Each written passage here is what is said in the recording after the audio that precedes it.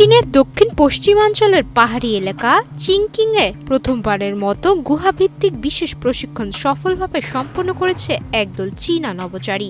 ইউরোপীয় মহাকাশ সংস্থা পরিচালিত cooperative adventure for ভ্যালুইং and exercising human behaviour and performance skills প্রশিক্ষণের আদলে এই কর্মসূচি পরিচালনা করে China astronaut research and training centre. এক মাসব্যাপী এই প্রশিক্ষণে মোট ২৮ জন নভোচারী অংশ নেন। তাদের ৪টি দলে ভাগ করে পর্যায়ক্রমে গুহার ভেতর টানা ৬ দিন ৫ রাত অবস্থান করতে হয়। গুহার ভেতরের গড় তাপমাত্রা ছিল ভবিষ্যৎ হোক নিরাপদ, বিনিয়োগ হোক বিশ্বস্ত, আর আমার পছন্দ সল্ট বে। ওয়েলকাম টু সল্ট বে। মাত্র ৮ ডিগ্রি সেলসিয়াস এবং আর্দ্রতা ছিল প্রায় ৯৯%।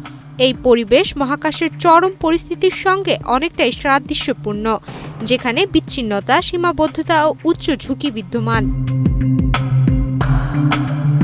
প্রশিক্ষণ চলাকালে নভোচারীরা গুহা অনুসন্ধান, বৈজ্ঞানিক গবেষণা, সরঞ্জাম ব্যবস্থাপনা ও জীবন ধারণ সংক্রান্ত নানা পূর্ব নির্ধারিত কাজ সম্পন্ন করেন।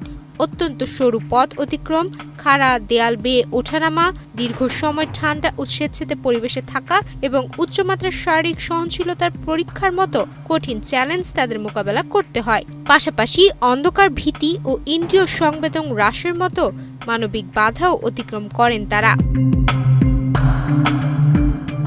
China astronaut research and training সেন্টারের বিশেষজ্ঞ বলেন, এই প্রশিক্ষণের মূল লক্ষ্য হল মানব মহাকাশ অভিযানের জন্য নভোচারীদের ঝুঁকি মোকাবেলা, দলগত কাজ, জরুরি সিদ্ধান্ত গ্রহণ, শারীরিক সক্ষমতা ও মানসিক দৃঢ়তা বাড়ানো। প্রতিদিন কয়েক ঘণ্টাব্যাপী গুহা অনুসন্ধান মিশন সম্পন্ন করতে হয়েছে নভোচারীদের, যার শারীরিক চাপ মহাকাশের স্পেসওয়াকের সমতুল্য।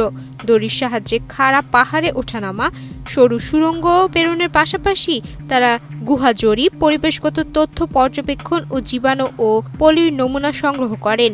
প্রশিক্ষণের মাঝেই হঠাৎ করে মেডিকেল ইভ্যাকুয়েশনের মতো জরুরি পরিস্থিতির অনুশীলনও করেন তারা, যাতে তাদের তাৎক্ষণিক প্রতিক্রিয়া ও সমন্বয় দক্ষতা যাচাই করা যায়।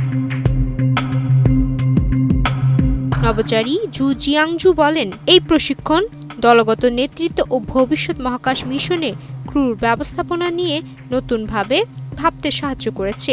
মানসিক আচরণগত প্রশিক্ষণ ছিল এই কর্মসূচির অন্যতম প্রধান দিক।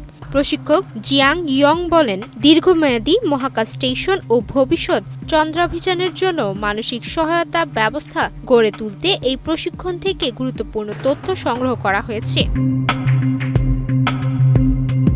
এই কর্মসূচির অংশ হিসেবে প্রতিটি দলে 2 দিনের জঙ্গল প্রশিক্ষণও অন্তর্ভুক্ত ছিল, যেখানে জরুরি যোগাযোগ, সীমিত সরঞ্জামে টিকে থাকা এবং নিরাপদে উদ্ধারস্থলে পৌঁছানোর কৌশল শেখানো হয়। সফলভাবে এই প্রশিক্ষণ সম্পন্ন হওয়াকে চীনের নভোচারী প্রশিক্ষণ ব্যবস্থা একটি বড় অগ্রগতি হিসেবে দেখা হচ্ছে, যা ভবিষ্যতে দীর্ঘমেয়াদী মহাকাশ ও চন্দ্র মিশনের জন্য শক্ত ভিত্তি তৈরি করবে।